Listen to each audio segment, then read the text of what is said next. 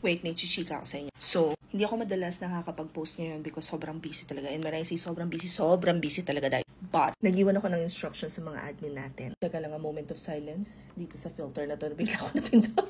Okay, punta kayo dito sa Facebook page ko. Pagkatapos, dito sa featured, i-swipe nyo lang siya. Ito muna. Kung saan, paano mag-start na mag-work from home. Listahan ng mga saan pwede mag-apply. Nandiyan na, updated yan.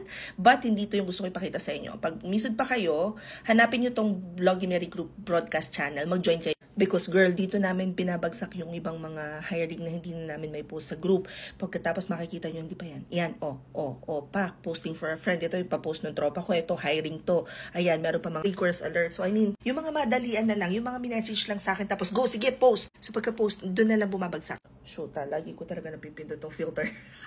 You like it? Ganda, So, we try as much as possible na ayusin itong page na to. Ito yung Facebook group natin. Mag-join na rin kayo dyan. We're currently revamping kasi yung SOP namin sa team. So, medyo busy ang mga akla. But, if after ng operation ko tomorrow, kasi o-operahan ako sa Ipin ulit. This is part 2 nung opera natin last week.